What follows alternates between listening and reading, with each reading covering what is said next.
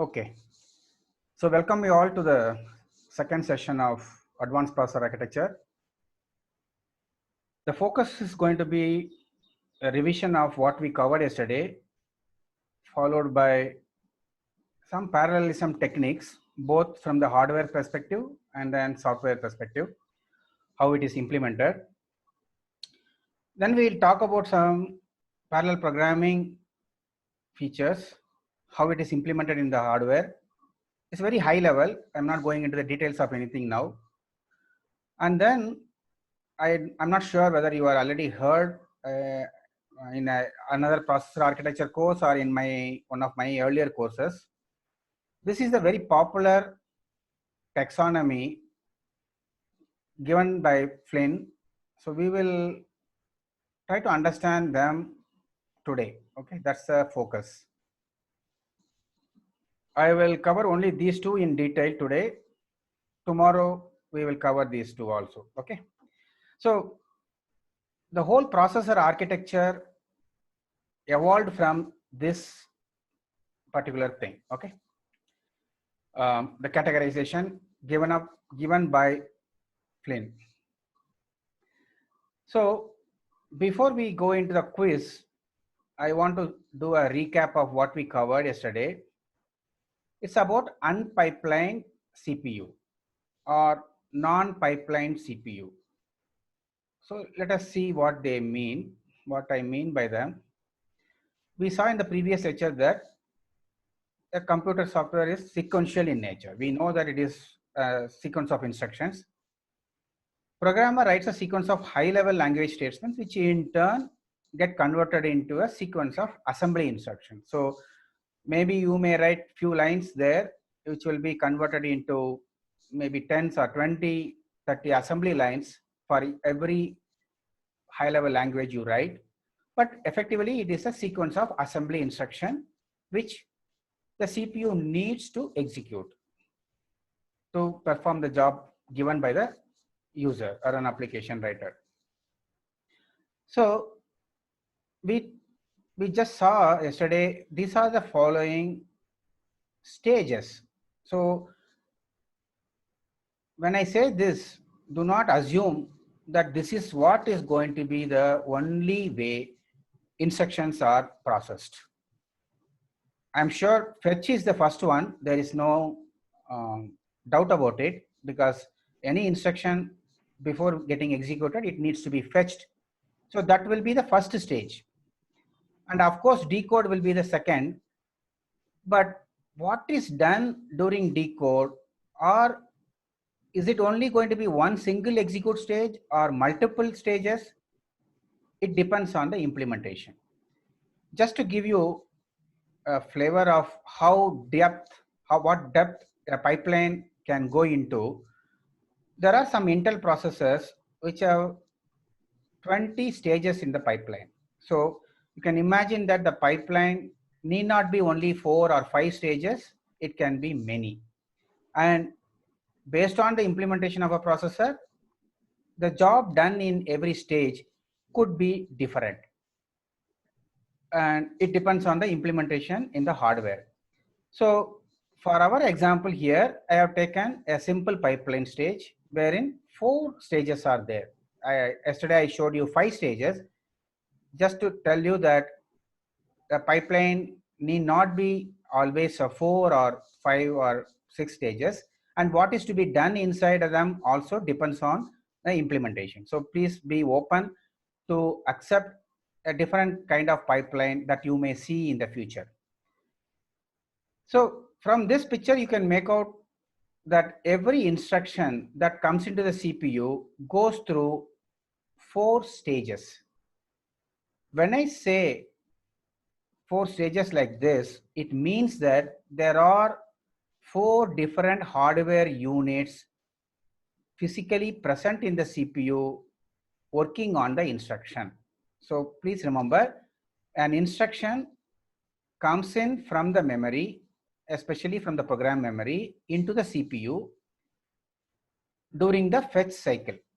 Once it comes in, it gets moved, in the sense the processing gets passed on from one stage to the other. When does the transition happen? It happens during a cycle. This is, if I draw a CPU cycle, hope you can see that it's not a 50% duty cycle, drawn it not very good. But every CPU cycle, there is a transition, an instruction moves from one stage to the other. So what I mean by moving means a part of the instruction execution happens in one stage. The next part happens in the another hardware module, which is doing it. So in a typical pipeline, it happens. Whereas if I say it's an unpipelined CPU, then I would say all of the jobs that should have happened on different stages will be happening in a single hardware. So that's the difference between a pipeline CPU and unpipelined CPU. The stages will be there, different parts of execution happens, because when an instruction comes into the CPU, it has to be processed in some order, and you cannot do away with one of these things. You have to do all these things. But whether you are doing them using a single hardware block or multiple hardware block gives you the flexibility to process the instruction in stages, and multiple instructions can come through. So if suppose you are having separate hardware units, then I can bring in one more instruction while this module is processing it. Suppose this module is processing it, another instruction can come in this stage. So a difference between a pipelined and unpipelined CPU is different stages of operation. Either it is done in a single hardware unit or multiple hardware units, and whether those multiple hardware units can operate in parallel. That means, can they each operate on multiple instructions simultaneously during a single CPU cycle? That means when I have a single cycle, if I am able to process multiple instructions on different hardware units, then it's a pipeline. Otherwise, it's an unpipelined processor. So I'm just giving you an overview now itself so that you have a better idea. In this case, we are saying that only one instruction is getting processed every cycle. That means these units cannot operate on multiple instructions at the same time. It could be different hardware units or same hardware unit doing the different operation based on the cycle. But remember one thing, they all can do only one job. That means only one of these stages, an instruction will be inside a CPU. So I hope this is clear. Now we are saying that CPU reads the assembly instruction and execute them in a sequence. I am showing you in a different order. Suppose instruction 1 is coming in at these 4 time instances. They go through different stages of processing. They get completed. This instruction gets completed. Then in the next cycle, the next instruction is taken up. So there is no pipelining. There is no parallelism in processing the instruction. That means these two timelines are not overlapped. They are exactly starting off after the first instruction is completed. So it is not a pipelined CPU, it's unpipelined. So in the picture above, 2 instructions are shown to be taking 4 CPU cycles each to get executed. After the completion of one, the second is fetched. There is no parallelism. This can also be called a serial or non-overlap or no overlap execution. Only after the first instruction gets executed, the next instruction is fetched for execution by the CPU. So I think this is what I covered yesterday. And then I covered something about basic things about CPU, processors, memory hierarchy. So let me check how much of that you guys have it now. So what I plan to do is I want to post a question, and do not share the answer over the chat window or through your mobiles. I know you have many mechanisms to share. It is not to evaluate you. It's not to give marks based on your answers. So please don't worry even if you give a wrong answer. Okay.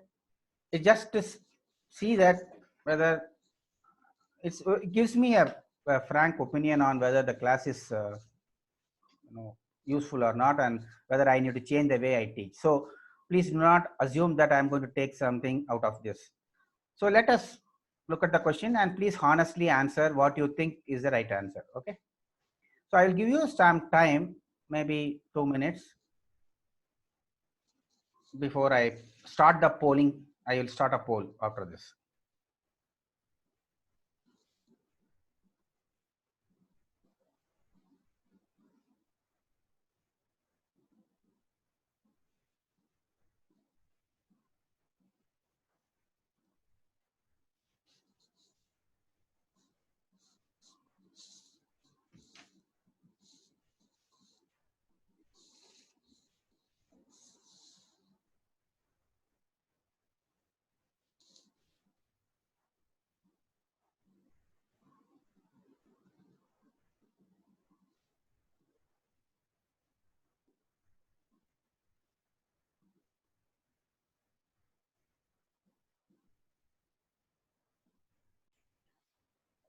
So are you guys ready?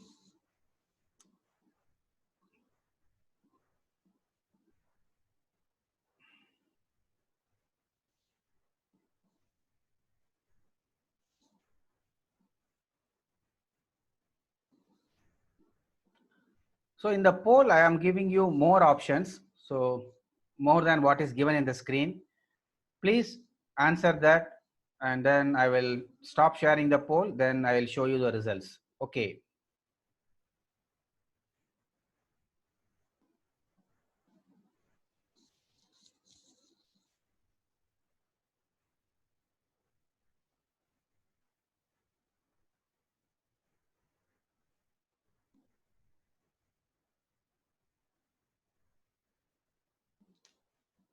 I'm online seeing some wrong answers are becoming correct answers.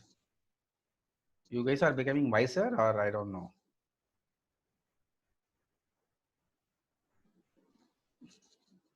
It's very interesting. In the class, you guys will not even respond. So now you are forced to respond. Good. Please don't give any E option. There is nothing like E there. Okay. Shall we start? Stop. I don't know how many of you answered. Looks like almost I got 90%. Okay, I'm going to stop the polling. So let me share the results.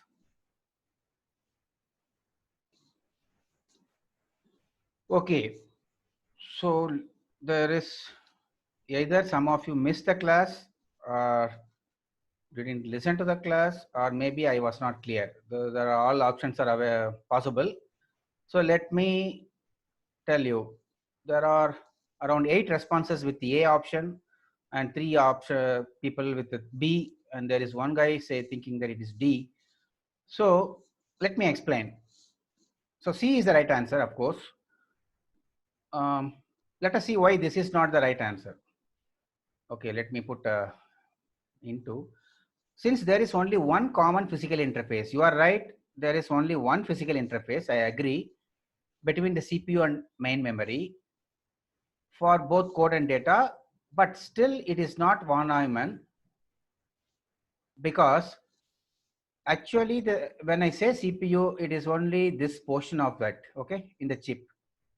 The ALU and registers, all of them together, we call it as CPU here. We don't call this whole thing as a CPU or the whole thing as a CPU. This is a multi-core processor. So this is a multi-core chip. Within that, there are other cores. Core means individually they are running in parallel.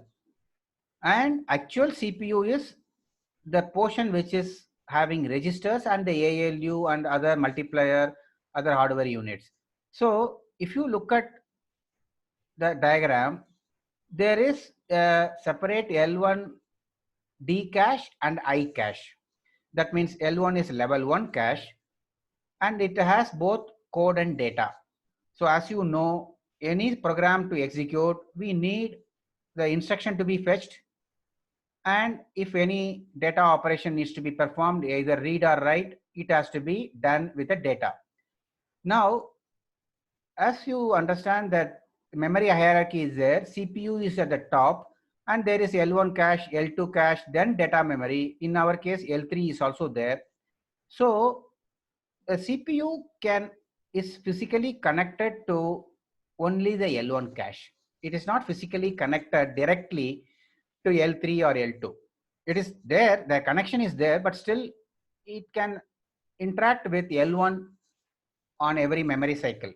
So the fact that both L1 have I cache and data cache, that means they have a two physical interfaces. Though maybe some of you might have got confused that there is no line coming from there, so you thought it is coming through this. Even then it is not true. Okay, it is not shown there doesn't mean it is not there. So even if you have got confused, no issues. So effectively this is not the right answer and this is the correct answer. Okay, and this, I don't want you to choose this at all because data cannot be in registers. It has to be in memory. So though partially it says one for physical interface, though there are code and data, this is not correct. Okay, this is correct, but the reasoning is not correct. So you have to have a complete correctness. This complete statement should make sense. So from that perspective, C is the correct answer. Okay, it's good that I am very happy that you are giving the correct answers, what you think is the right answer. So it will actually make us feel better. Okay, so let me go forward. I will share the polling results later on. There won't be any names in it, so don't have to worry about it, so that we will know how the class is responding. Okay, nothing to point fault with anyone. Okay, so let us see the next level.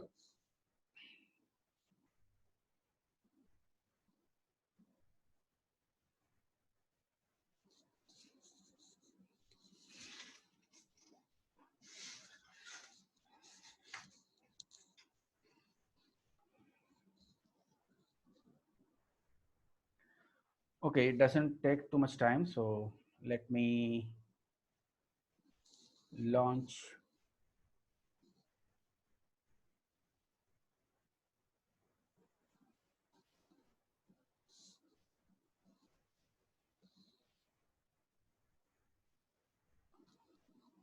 So I hope you guys have already decided now. So let me launch the poll now.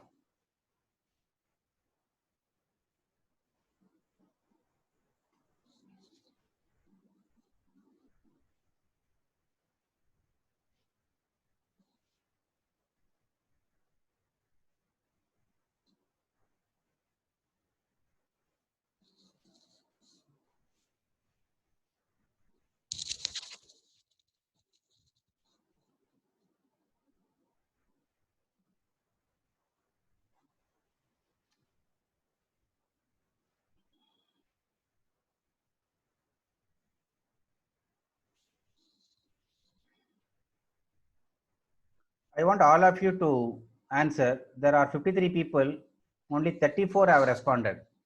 That means remaining people are not even sitting in front of the laptop. Okay, it's improving. 43 out of 53, where are those 10?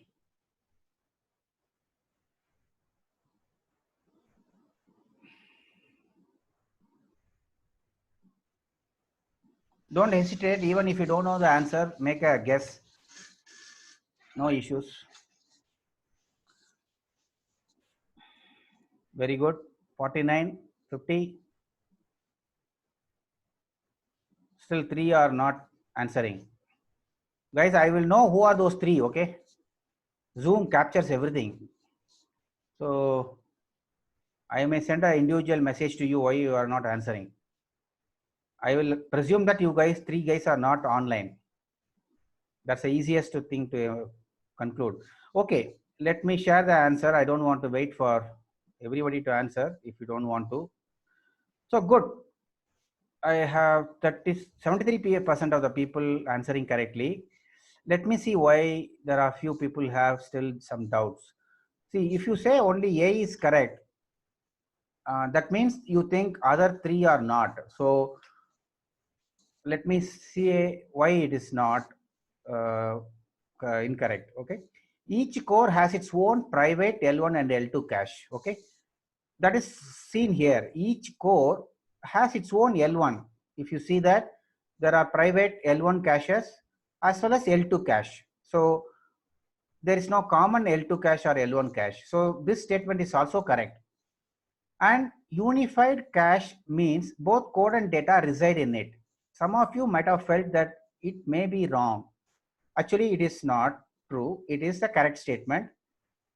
If you see that, if you remember the memory hierarchy I mentioned, there is every data that comes in should be available in every level. If you remember inclusion property of memory hierarchy, it says that if you need to have some data here or a code here, we need to have the same copy of it here as well as here and then here.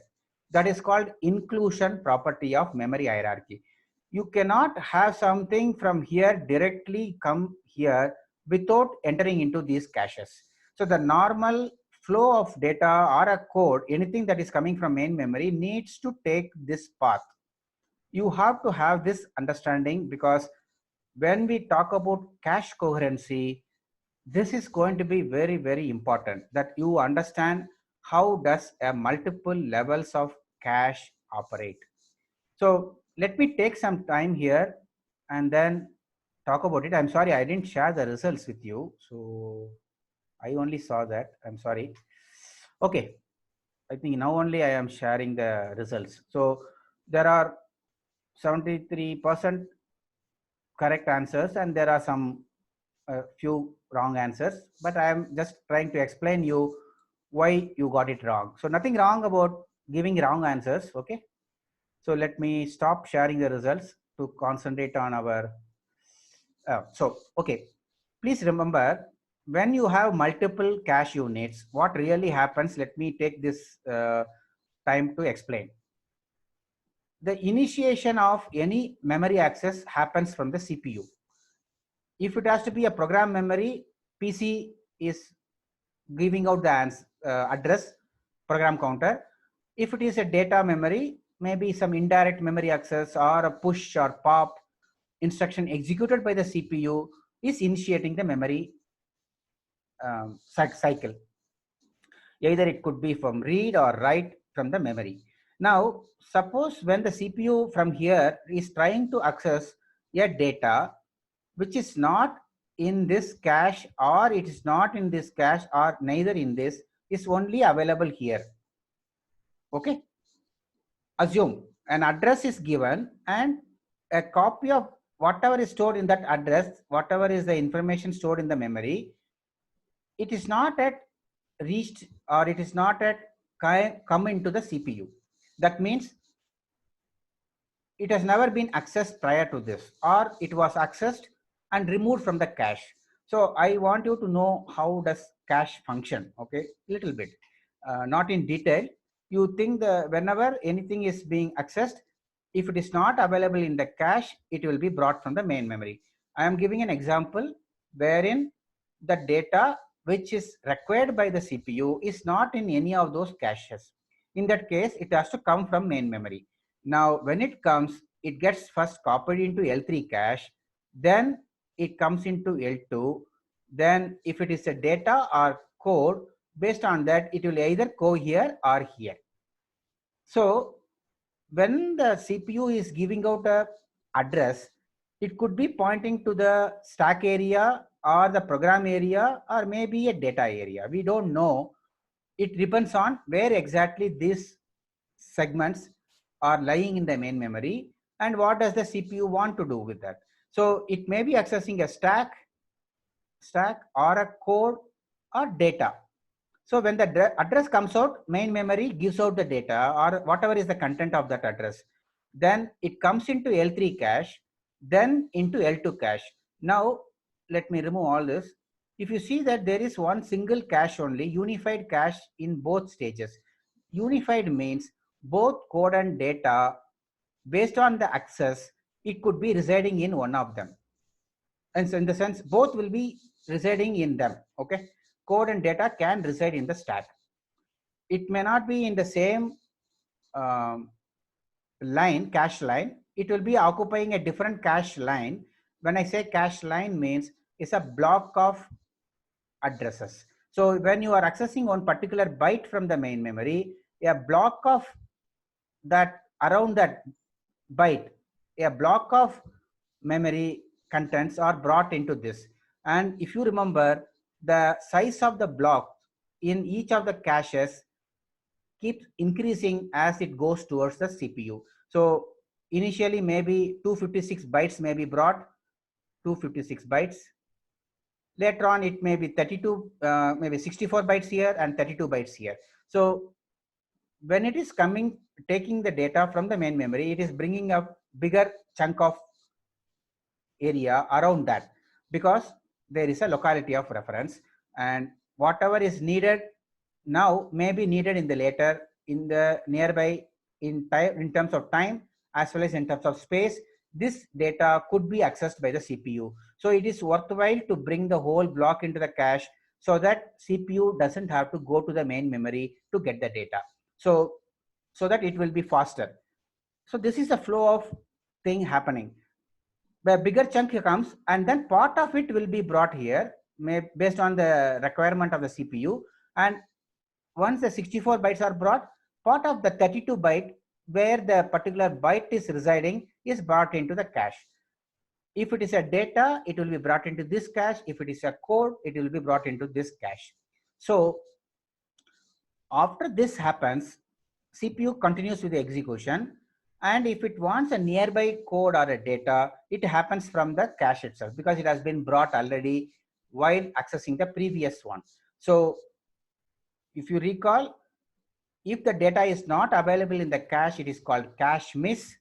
And if it is available in the cache, it is called cache hit and miss. Okay. So just to give you a refresher of what is cache.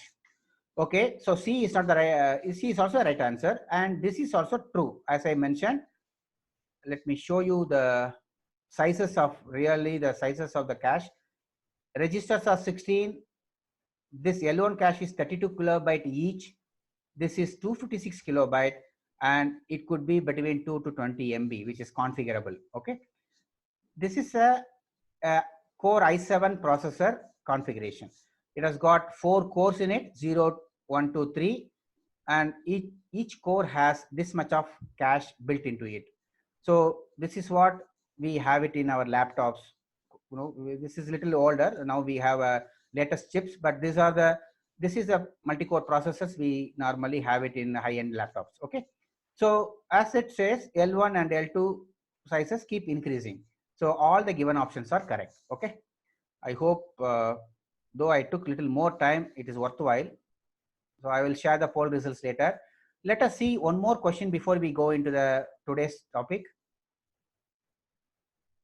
Okay, this is exactly same as what was covered. So please try to answer them.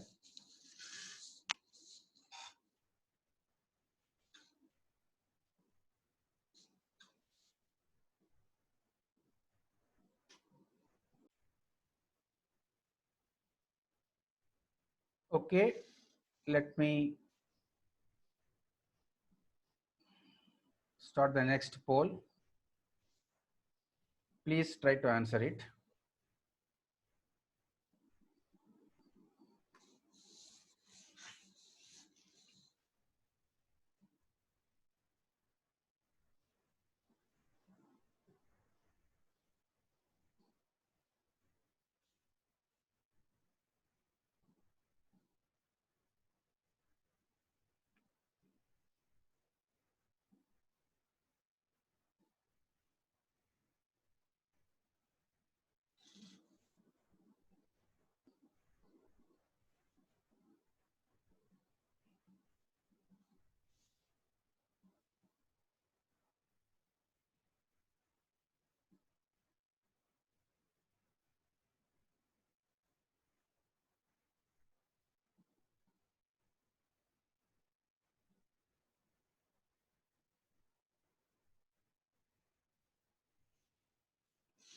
10 more responses are required.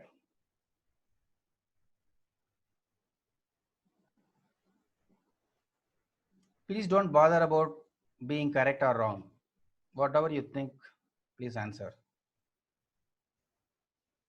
Because I will be able to explain if the clarity is not there.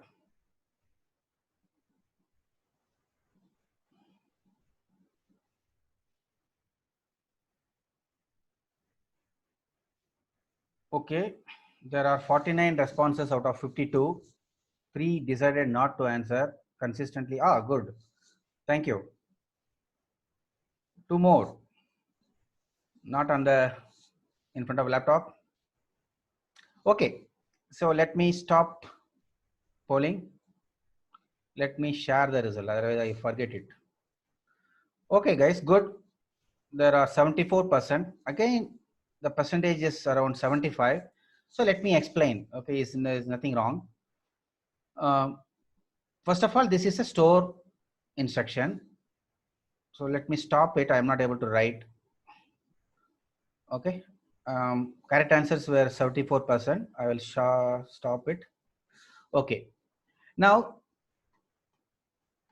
okay. This is a store instruction. From R4, store the content of R4 into the address which is stored in R3. So R3 is having the address. We want to store the content of R4 at the address in the main memory. Okay, one more thing I forgot to mention when I spoke about cache. Remember one thing, cache does not have any address. In the sense, you cannot address a particular location in the cache. It is a temporary storage. What is being accessed is the address in the main memory, and a cache is a smaller unit compared to the main memory. So it may have, for some time, it may have a portion of this data here, and then based on the CPU's performance, some other part of the memory content may be sitting in the same location. So cache as such does not have any address. It can hold the address or the content of different contents of memory in the cache. So cache is like a temporary buffer. So, but when suppose your cache is storing a particular content, if you give that address, it will pick it up from cache. That doesn't mean a particular location in the cache is having this address, because later on when you bring this data, if you give that address, it will give the contents of that. So cache is a temporary location where it can have contents of different addresses at a different point in time. So in that case, whatever address given out by the CPU is the main memory's address, not the cache address. So in our case, we are not talking about cache here. Just thought I will clarify that doubt. So we are trying to execute an instruction which is needing a memory access. Now, our question is whether for executing this instruction, a CPU needs to do only one access or multiple accesses. And if so, which are they? Now, even to execute this instruction, it should be brought into the CPU, right? So the instruction has to be fetched. Maybe some of you might have thought that is implicit. When it is executing the instruction, it is already there in the main memory. Okay. So you may be thinking that way. So it's nothing wrong in that. But if it has to be executed, it should be brought into the CPU. So instruction has to be accessed, and that access will be a read access. You know, program memory is always a read access, and then it is a store instruction. So it is going to access the data memory to write the content of R4 into that memory. So there is one write access also involved. So correct answer will be this: one read and one write. And I hope this is clear. Let us spend some, now go into the next class, what is to be covered today. Okay, good. I'm very happy with the responses. So let us start.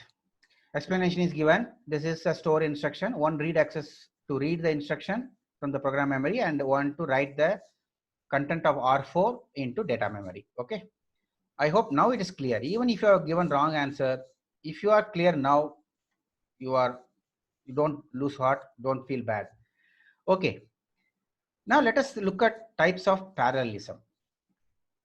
We can achieve parallelism through hardware or through software, and mostly it is done together. Okay.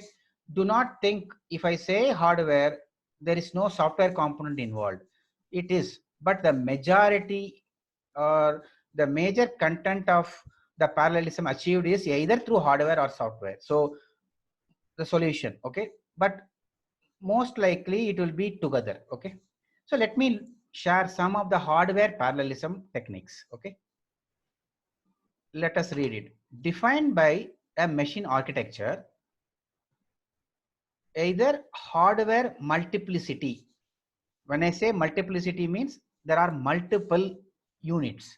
It could be multiple processors, multiple core that we have seen just now, or it could be multiple functional units or execution units. When I say functional unit, it could be multiple ALUs, multiple multipliers, floating point arithmetic units. So there are multiple hardware units which are built into the chip. So you can do multiple add operation simultaneously. Multiple multiplications could be done simultaneously. So that is achieved by having multiple hardware components. Remember, it is hardware components.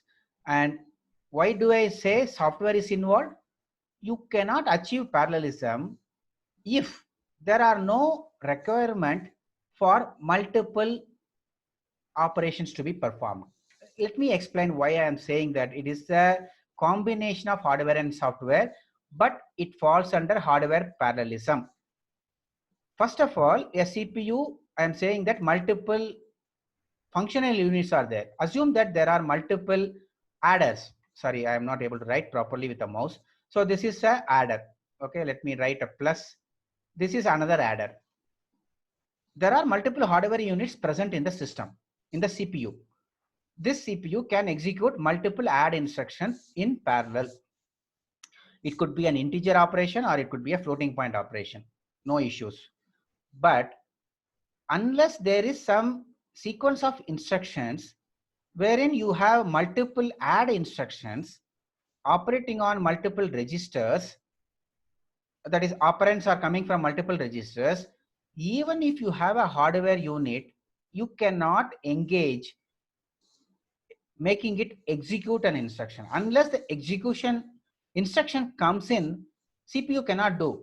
You cannot say that I have multiple hardware units, so I will keep multiplying. You have to multiply what? That should be given by the instruction.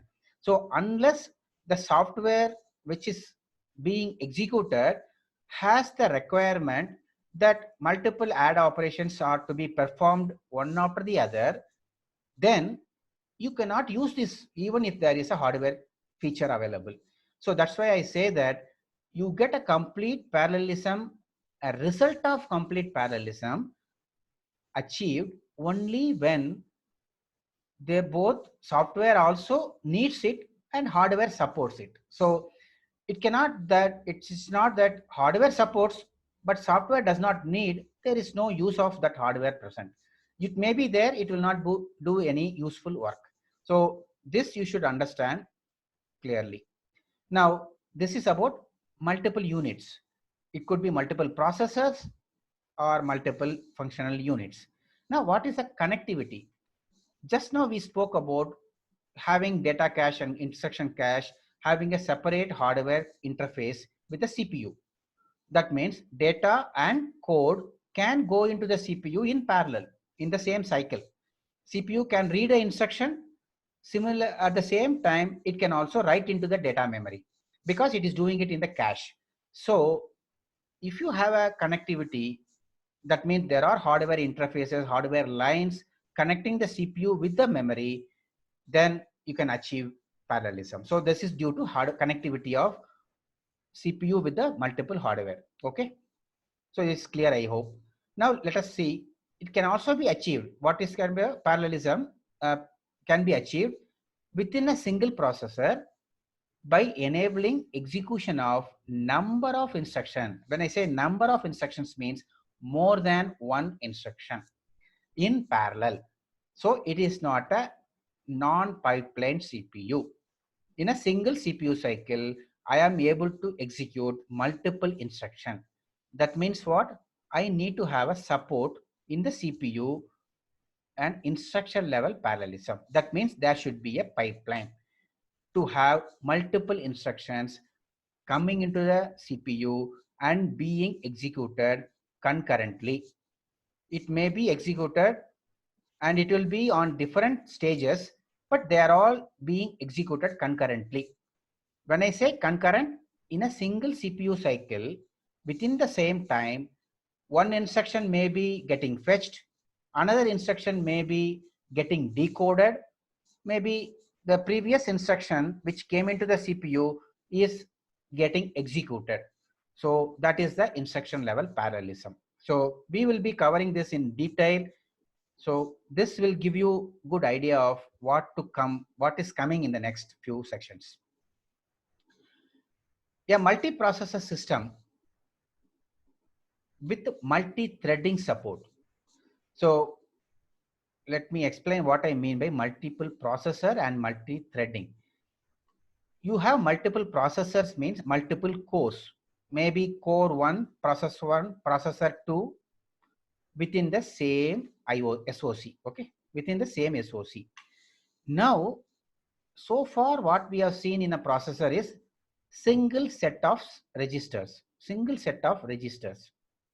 I will call it as register set, okay, single set of register. That means there is only one R1, one R2, one R3 in the processor.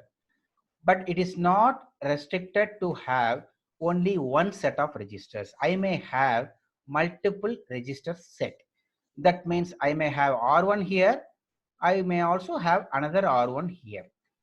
So an instruction add R1, R1, R1 is an adding two time the R1 content twice and then putting it back into R1.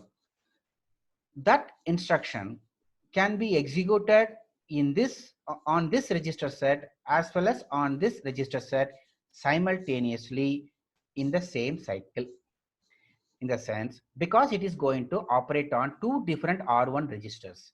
There are hardware unit which is having different register set within the CPU, and there is one thread of execution happening here, there is another thread of execution. When I say thread, it's a sequence of instructions getting executed independent of each other. So this is one register set and this is another register set. So that means it has support for two threads. So if you see in your laptop system info and then go into the processor detail, it will say that each core is having two threads. That means there are two sets of register set in the processor. Not only register set, there are two sets of pipeline also, because the instruction coming in operates on the register needs to have different stages. So there will be not only register set, there are so many other hardware units which are required for execution of instruction is repeated in two stages. That means multiple copies of those hardware units are present in the CPU. Okay. So that is called multi-threading support. So where multiple threads can run within a single core in parallel. So it is clearly because of hardware parallelism, but there is a requirement that software needs to be there to execute, to make use of the hardware. Okay. Okay. Let me talk about software parallelism. Basically, this is achieved through software. Okay.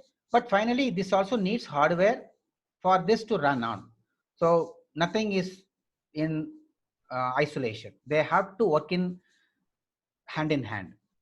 So the degree of parallelism is revealed in the program profile or in the program flow graph. So let me give an example what I mean by program profile. That means a program should be, should be able to give you an option that it can be divided into multiple tasks. Okay, suppose I am telling you an application to, as I am asking you to write an application wherein you have to read a file which you have done in the systems programming course. You have to read a file, process it, and write it back. Suppose if you can split this job into three different processes. One is only to read it and then populate it in a database. Database means your own data structure. It reads from the file, puts it in the data, and then this is reading from the data, whatever the structure you have, and then output task is reading from it and the result is written into the file. So file reading, as you know, it is a time consuming job because it involves hard disk, file access, file IO, which takes more time. So we can actually divide the process into multiple processes and we can run it on a multiple cores so that they all run in parallel. So software parallelism is the application that you develop should be in a position for you to be able to divide it into different processes. If that doesn't give you an option, and if you cannot divide it into multiple processes, then even if you have multiple cores, you will not be able to get the benefit of it. So that's what I mean by program profile. And the data flow. If the program flow as well as the data flowing into the program is such that you can divide it into multiple tasks. So example is image processing. And some of you might have taken a course on image processing. If you remember, there is a discrete cosine transform, DCT, you might have studied. DCT operates on a chunk of square matrix images, 8 by 8 or 16 by 16. So this algorithm can run on multiple images, multiple part of the images in parallel. So you can actually perform image processing on a multi-core processor. So the application provides you the mechanism or the flexibility to use the parallelism in the processor. Okay, so there are two different parallelisms, which is functional parallelism and data parallelism. Okay, in the software world. So let me explain what I mean by functional and data parallelism with an example. There are two kinds of parallelism in the software world. So before I go into that, let me tell you about the thread level parallelism, which is in a uniprocessor system, you can have a process with the multiple threads being executed. So if you recall from the OS course, a process is an independent unit of execution, and within the process there can be multiple threads of execution. So you can have multiple streams of execution happening. Okay, I'm not going to go into the detail. I already explained you about thread support in the CPU. So if you know and you all remember that each thread needs code areas, stack areas, different data area. So there is a main memory wherein each of the threads have their own locations and they access them in parallel and execute it. Okay, so it is the memory here, and these are the multiple threads which are running in the CPU. Okay, so process is a program which is executing some code, and a thread is an independent path of execution within the process. So thread can exist only within a process. If you remember, OS takes care of running them. Okay, it will take care of the scheduling, it takes care of context switching, all that it will take care. Okay, I hope all of you remember it from the OS course. So let me go to the next stage. Any,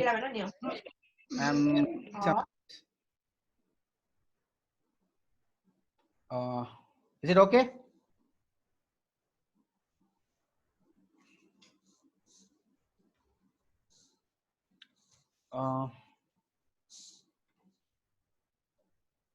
Okay, let me go to a formal logical place and then give a break. Okay, I think you guys are already looking at the watch. Okay, data parallelism. I have already touched on this. So let me go quickly. Data parallelism is based on the type of application. This is an image. As I told you, DCT algorithm or any transformation or shading, any of the image processing algorithms can be run on this image by taking every part of the image in parallel. They can operate in parallel. There is no dependency. If an image needs to be processed or transformed, it can be done in parallel. So this is a good example of data parallelism. So application should give you the option to parallelize it itself. Okay. So you can actually make use of a multi-core processor to run the image processing algorithm on it, because you can run individual blocks of the image running the same algorithm on it. Now only requirement is this image should be put in a shared memory, okay, somewhere in the shared memory, so that all the algorithm, the same algorithm running on different CPUs access the same image. So this is a good example of a data parallelism. Okay. Now I hope this is clear. I just whatever I explained, I have given you in the slides for your future reference. So don't think that I am rushing through. Okay, functional parallelism means when you have a job to perform, it's a compilation job. You have different sequence of operation. It is not the same operation that we talked about in the image processing. Different sets of operations, but in the sequence. So if you have a requirement of compiling your Linux source code, suppose you want to compile a Linux source code, it involves a huge amount of compilation involved, because there are thousands of files to be compiled if you want to build a Linux on your laptop. So you can actually make use of a multi-core processor to make use of compilation job run on multiple cores. So that is one example of using the multi-core processor. And in some cases, even the compilation can be parallelized. You can even make it into a different task and do it in parallel. If the compiler supports and then it divides these operations into different processes, then we will be able to make use of multi-cores to perform compilation of a single file in parallel. Otherwise, you have to do it by compiling multiple files. That is also possible. Please understand the difference between compiling multiple files and same file. If the same file has to be parallelized, a compilation of same file has to be parallelized, it can be done only when these modules which are getting executed one after the other is parallelized in the compiler. Okay. Otherwise, it is not possible. The application, the tool developer should have taken care of it. So function parallelism is based on different functional blocks. It's a very simple idea. It is split into multiple processing unit and they are run in parallel. So we can visualize as the nodes, and a compiler is a good example of that. I'm not going to teach you what is the compiler stages. That is not focus of this particular class. So it is a clear indication of functional parallelism. You can refer the parallel GCC, which is implementation of GCC compiler in the parallel, which is exploiting the parallelism. Okay. So just one example, intra-processor procedure analysis. Inter and intra means what? Inter means it is between the modules. Inter means between the modules. Intra is within the module. Now, suppose you have a piece of code and then you want to optimize a procedure or a function. If multiple functions are there in the file and you want to optimize them within the function, you can run them on different cores, optimizing a particular function while compiling it. Okay. So that is called intra-procedural analysis. I am not going into the details of this in the interest of time. Okay. Let us. Okay, guys, do you want a break now or later? No, sir. Now? No. No. Unless I hear more now, I will not break. No, sir, no. No. No. No, only one person is telling. Now, sir, now. Okay, let us look at some parallel programming models now. Okay. Before that, I don't know how many of you have listened to the video, not video, that podcast. He spoke, the two authors, they were talking about Moore's law as well as Dennard scaling. Okay. EC guys should know this, so I'll spend some time on this. I have spoken about Moore's law earlier also. Let me just give you the summary again. The processor complexity is increasing exponentially with the number of transistors packed inside an IC doubling about every 2 years. So, can you guys mute yourself?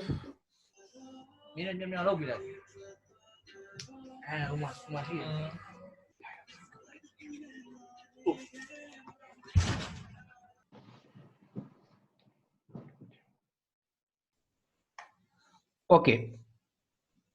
So, effectively, when we want to build a chip, we need to have more of circuitry built into the chip. That means more number of transistors. So a transistor is one of the basic element with which we build different digital circuits. So it is doubling.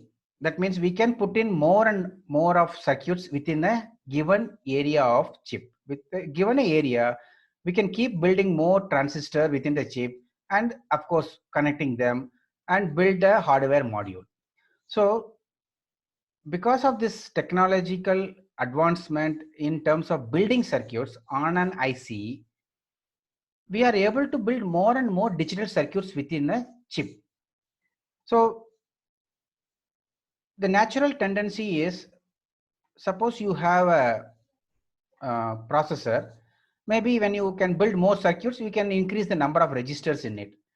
But remember one thing, if I increase the number of registers in a chip, I have to increase the instruction length also, because if I need to use, maybe I have a register from R0 to R1 to 7, then I should be able to encode the register number within the instruction. The number of bits required for that will also increase.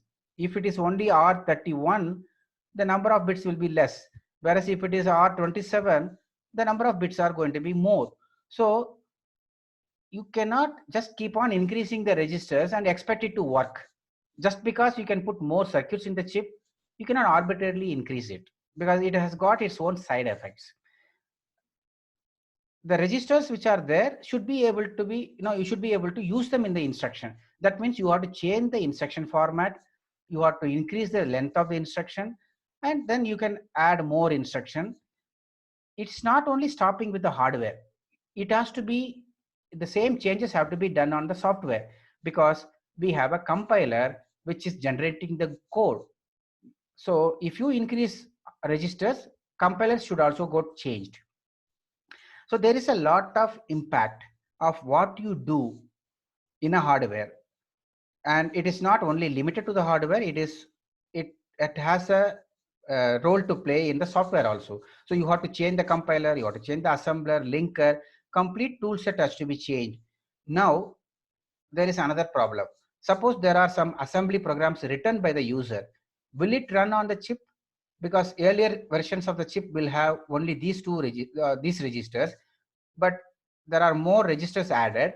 In that case, we should be able to assemble this also, run it, and that is called backward compatibility. So there are so many issues involved when you are modifying a chip. So the simplest thing is to put in more circuits, and then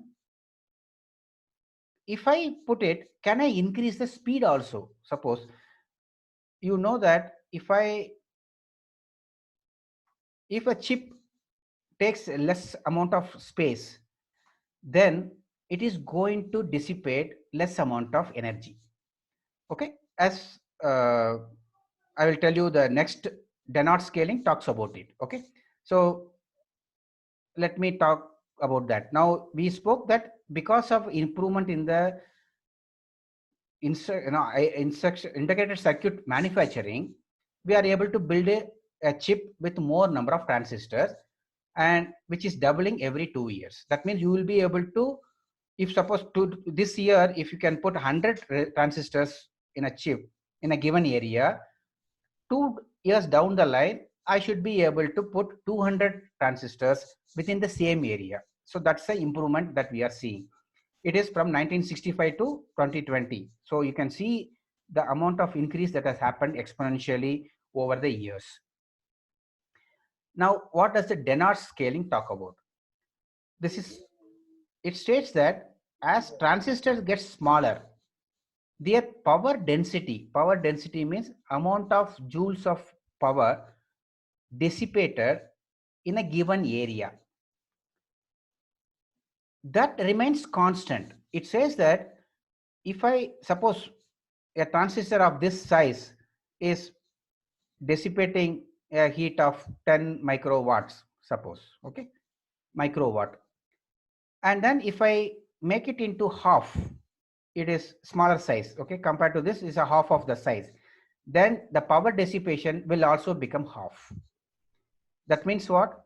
If I keep increasing the number of transistors, I can comfortably operate it with the same amount of power dissipation, because as I decrease the size of the transistor, its a power dissipation is also linearly decreasing also.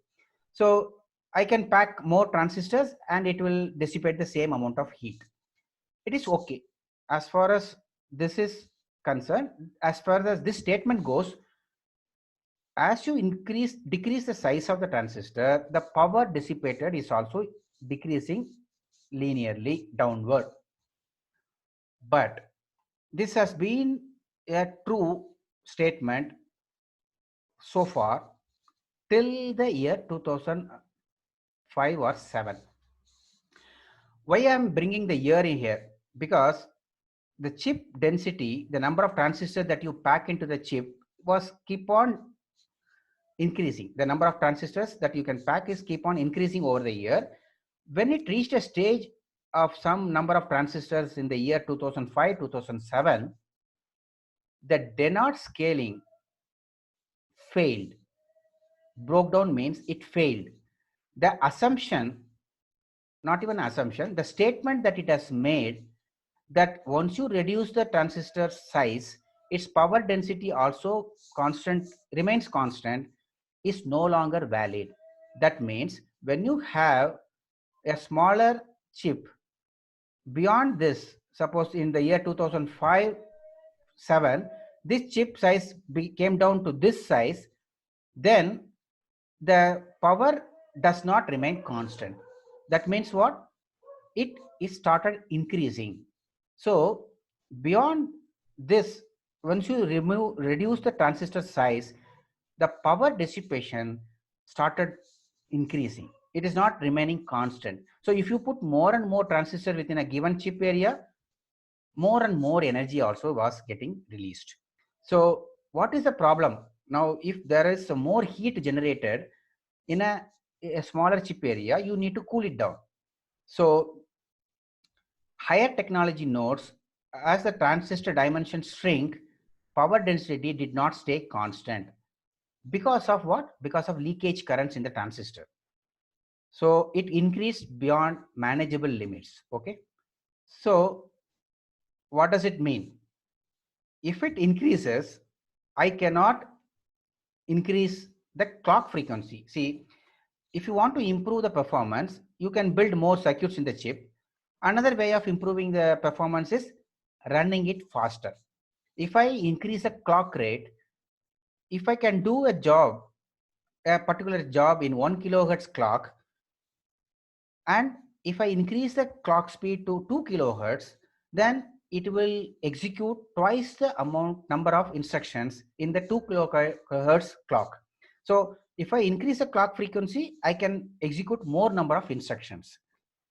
So we are decreasing the size of the transistor to build in more circuitry within the chip.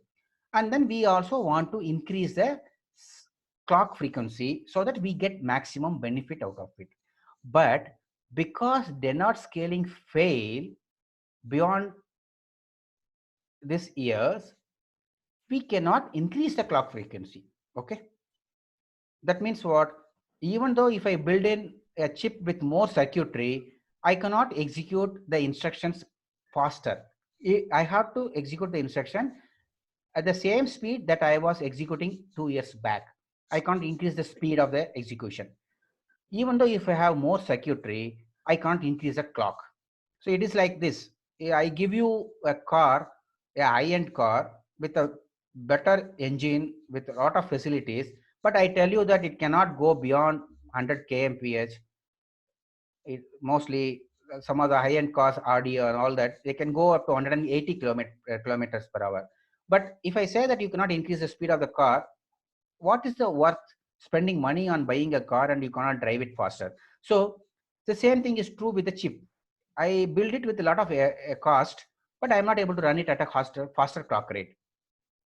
So, but effectively, I need to improve the performance. That means I should be able to execute more number of instructions in a given time. So that is possible. If it is not possible to do with the increasing the clock rate, we should do it in some other way. What is the solution? We need to have multiple processors. So because of a cap or a limit on how fast a recent processor can run, we need to find different means or ways of improving the performance. So that is the focus of our lecture, the whole class, because we are going to improve the performance of the processor, not by increasing the speed. We are going to improve by building more parallelism in the hardware, either having multiple cores or multiple functional units and then making them work together. Okay. So let us see. Another just a summary of clock rate, what I spoke.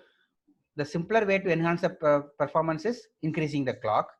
But due to Dennard scaling, it's not possible to increase it because of increase in chip density, speed cannot be increased. Even with the increase in chip density, we cannot increase the speed. The reason is because of the enormous heat generated. Because if the power density does not remain constant, you will get more power dissipated in a given area. So it will generate more heat.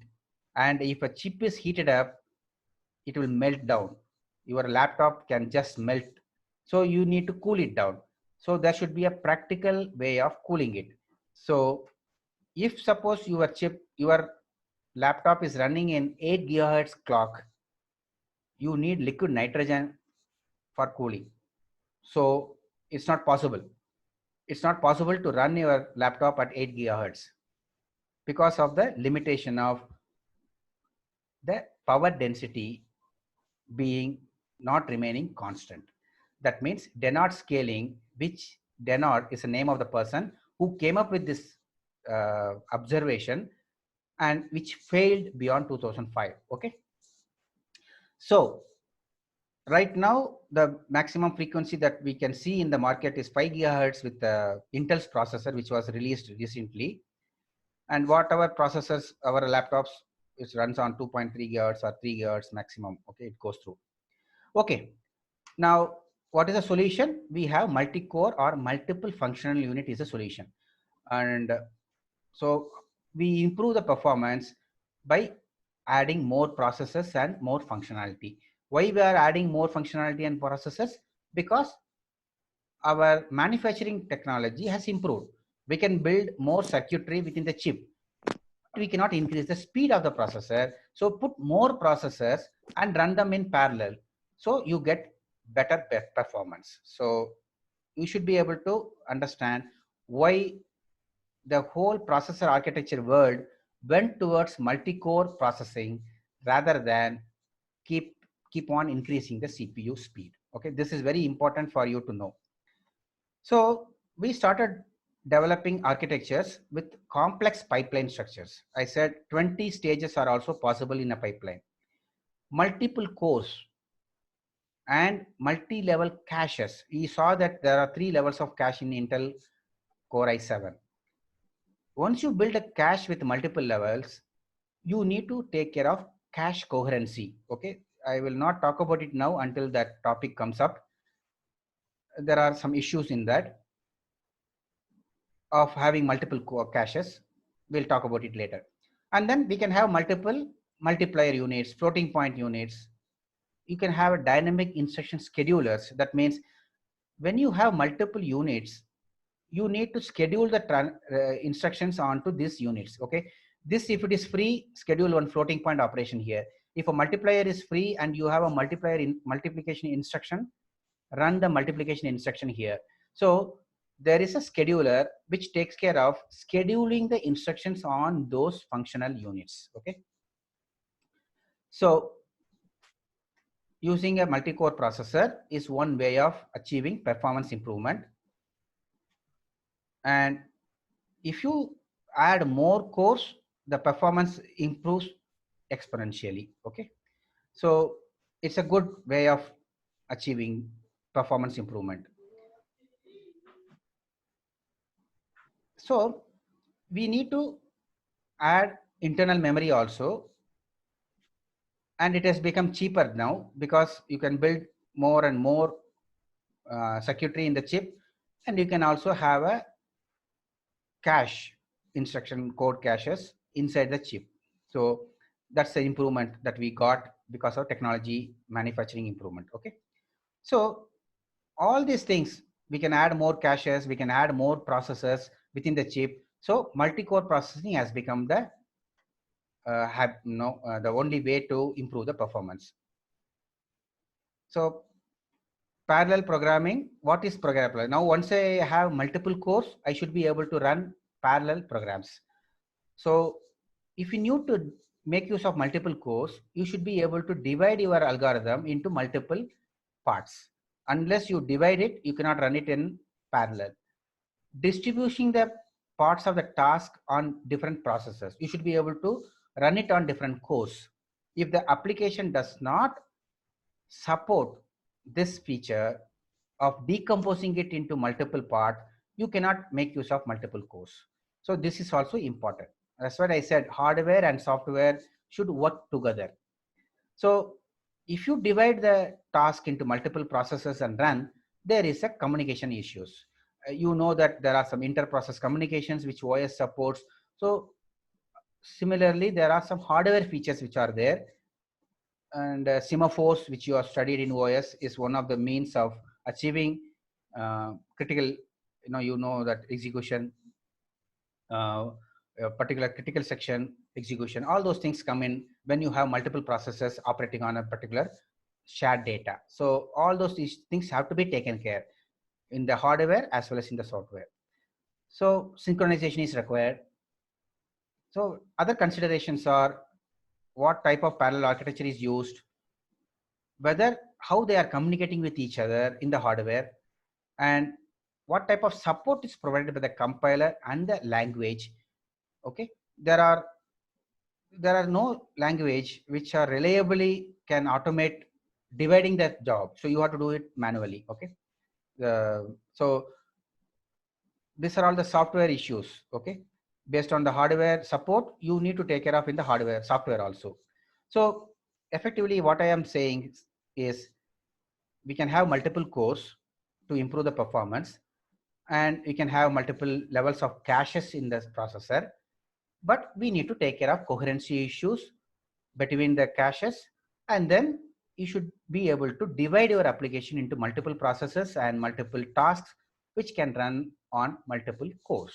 So there are some software issues need to be addressed and hardware features to be used for hardware features to be used. So I think this is the summary of those whatever I spoke till now.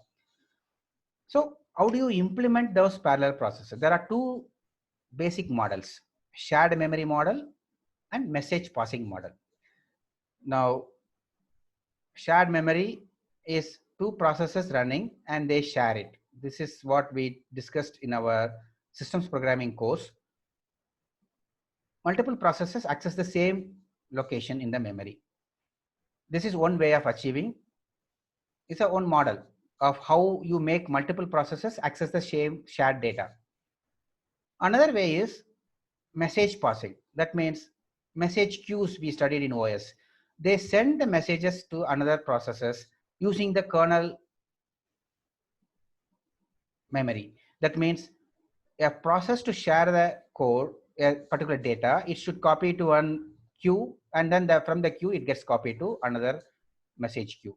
Okay, so we spoke about message passing through message queues in the OS courses. You guys should remember that. We will be copying the data from one process area to the kernel area, then kernel area to another process area when we want to share a message from one process to another process. Okay, that's it. Now we are done with the parallel processing. What are the impacts? What are the things to be taken care of? Now, don't think that there is one more break. We already taken this break. Don't be too happy. I wanted to break here, but I gave you early because I am going slow. Okay, let me cover the higher level.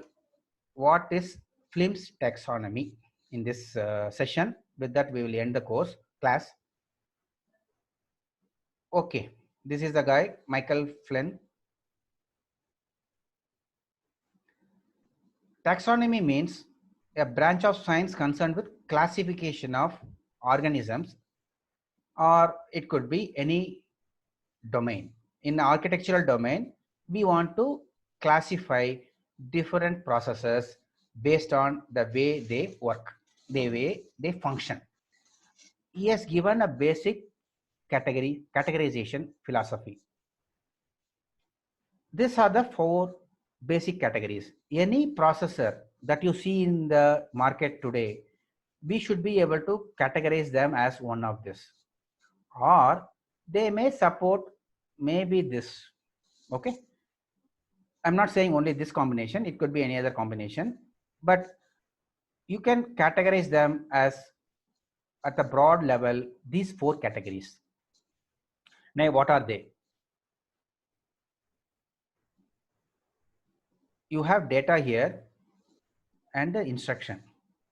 Now there are some processors which fall under this category, which is single instruction, single data. There are some processors which can be built using single instruction and multiple data. So any processor that you build may fall under one of these categories based on whether they are operating on single instruction or they operate on multiple instruction. When I say they operate on multiple instruction, do not think that this category of processor executes only one instruction throughout the life. No, it's a useless step. Single instruction in a single cycle, multiple instruction in a single cycle. So within a given cycle, CPU cycle, this category of processor can execute multiple instructions. Okay, whereas these categories only can execute single instruction in a cycle. Now while they execute the instruction, they can be operating on either single data or multiple data. So let me talk about that in detail. So these are the different categories. Now let us look at one first. Now CU is control unit, PU is processing unit, MU is memory unit. This is instruction stream. That means sequence of instruction coming in. This is sequence of data accesses. Either it could be a read or a write. Whereas this is only a read from the memory. This is CPU. Okay, though it is given as a PU, it is CPU. So let me remove this now. This CPU reads the code instruction stream using the control unit, it is reading it.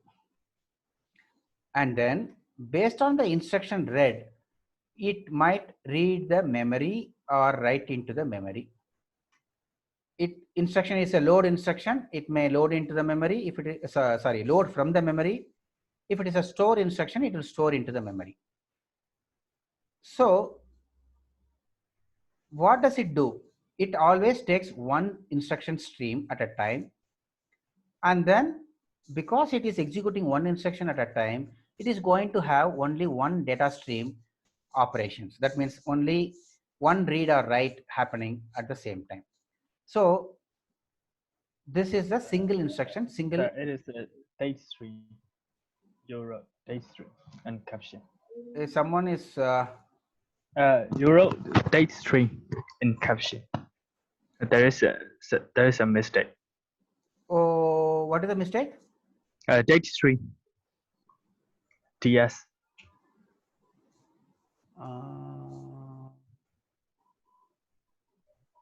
And a caption. You wrote data stream instead of data stream. Okay. Oh, here. Yeah. Okay. They are correct, right? 1 second. Let me stop this. Oh, I should have stopped the. 1 second.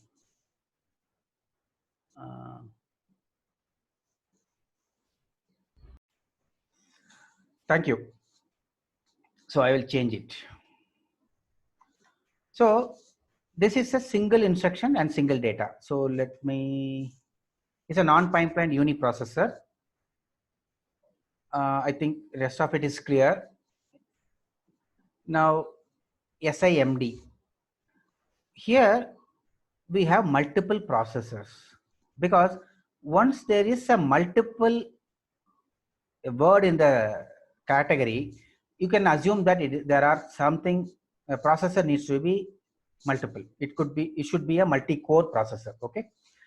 But it is operating on a single instruction.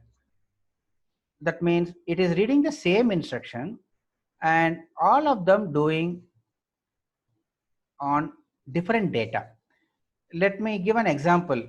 In the exam, if each one of you is a processor, you are all given the same question paper, but your answer sheets are different. Your data is different. What you produce is different. So hopefully it should be different. So same instruction is given to all of you and you operate on different data and you produce something different. So it's a SIMD operation. An examination in a class is a SIMD operation. So let me talk about this in little more detail. Here also the same mistake.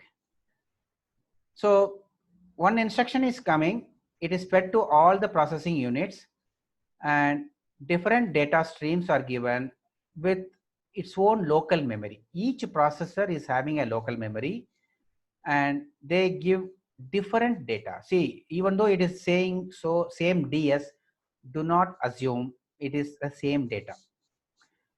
It could be same, but it is supposed to be for different data.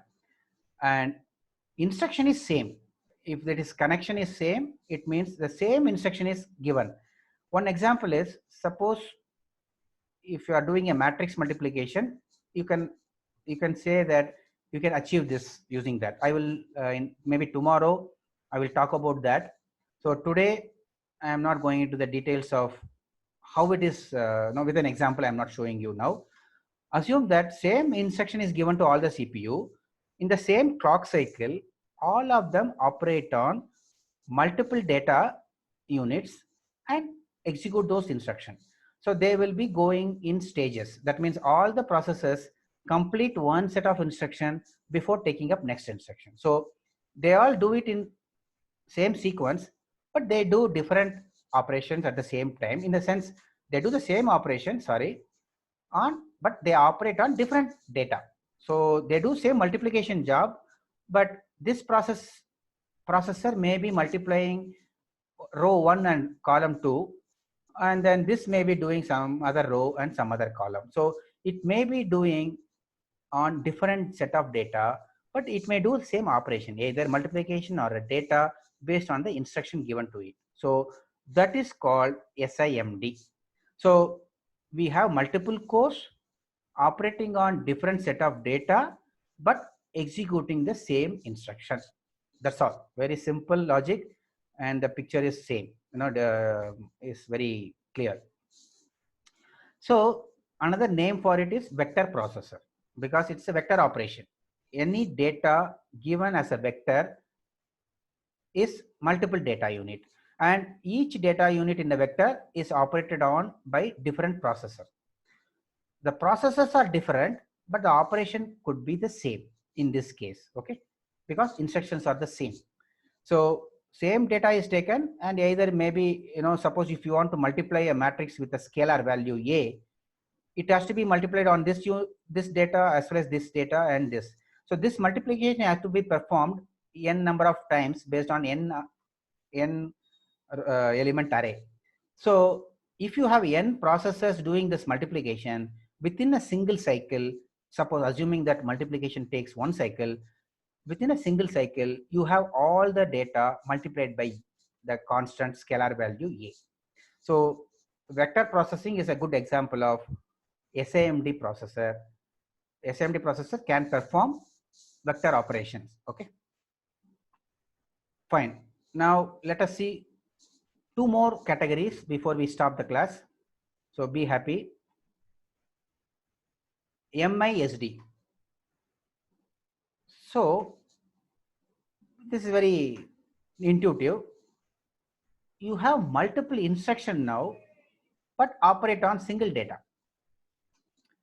So you can imagine now there is a data which is operated on by multiple processors. So there is a shared memory coming, because single data is accessed by multiple processors. So there is a shared memory. In this picture, you are showing different instructions, because if you remember, we are storing the instruction and data in the same memory. Okay. So different instructions are also stored in the memory. Each of those instructions are fed to those processors, and all of them operate on the same data. So that means this memory should be shareable. It should be shared. Now, what I mean by shareable memory means multiple processors can access it in the same cycle or without any mutual exclusion issue. Okay, there should be some way of handling it. Do not think that there won't be any mutual exclusion, but it should be handled, because same piece of data is operated on by multiple processes simultaneously. So the data stream is here, whatever is shown, not date stream, they are same, but instructions are different. So an example, I will give you an example which I worked on. Let me give you two examples here. I will talk about more in detail in the next class. Here I will give you just an overview. What is a fault tolerant system? I don't know any of your courses had this. Fault tolerant system is one which has got multiple units in the system. Okay. Identical units, multiple identical units. Now, especially in a flight, which is flying, and we have flight controller in the flight. There are some processors and programs executed in the aircraft. Now imagine a situation wherein suddenly the one core is having some cache or a memory which is corrupted. Now the CPU which is executing from a corrupted memory may start misbehaving. It may give a control to the, most of the flights are all fly by wire. So they control the direction, the speed, and the altitude of the aircraft. And if it misbehaves and gives a wrong command, the flight can get into trouble. Now, how do we know at any point in time something has gone wrong? It is not possible to know, because we should have something to compare against. So what is normally done in a flight control system is you have a duplicate system wherein the same set of input is given. Suppose all the current, speed, and the engine heat, temperature, all the speed sensor inputs are same to both the unit, but they run on a separate CPU and memory independently. They run in lockstep. That means they are synchronized. They run the same piece of code at the same time, but on two different hardware. Now, based on the input given, it gives you output. This processor is also giving an output. So there is an unit which will compare with between these two output and see which is correct and which is wrong. If it is two, it will be difficult. You may have maybe 3 unit. So you may see which is having more. No, if suppose two processors are giving input 1 and one is giving 0, then you choose this as the right answer and give this as an output, final output, majority. So if one processor is misbehaving, you can still survive because of other processors in the system. So this is called fault tolerant system. We will talk about it maybe more in the next class. And another one is network processor. So why do we call this as a MISD? Because it is executing the same set of sensors. Sensor data is same, but it is having the instructions from multiple sources, different sources, and executing it. So though it is running the same algorithm, the sensor data is same here. So single data, multiple execution. Okay, so it's a good example of a MISD system. Now network processor is another example wherein a single network packet coming in is processed by multiple units. One is finding the checksum of the Ethernet packet. Another one may be evaluating that IP packets, CRC check, and some other unit will be finding out the routing table update, taking care of the routing table, and then routing the packet. So same packet is being operated on by multiple processing units. So that is also operating on single data. Data is a single network packet, but multiple units are operating and executing different algorithms. One is running a checksum algorithm, one is doing a CRC, one is doing a routing. So different programs are executed by hardware at the same time in parallel, working on a single data packet within single network packet. Okay, so this is a good example of MISD system. Okay, so I hope this is clear. One more to go, MIMD. So this is a pure multi-core processor running different, altogether different processors, programs. So our laptop is a good example of MIMD because we have multiple cores in our laptop, but all the cores are not executing the same program.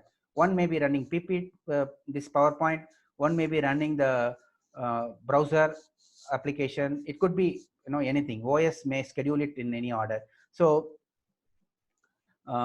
this is a good example of MIMD system wherein multiple data streams are read and multiple instructions are given and the units are running in parallel and they are executing them. So it's very simple. I'm sure you should be able to appreciate it now with all the examples I have given you so far. So one example is network of workstations. If you have distributed computing system, they all work on different applications. Okay, even a multi-core processor in a typical server is a good example.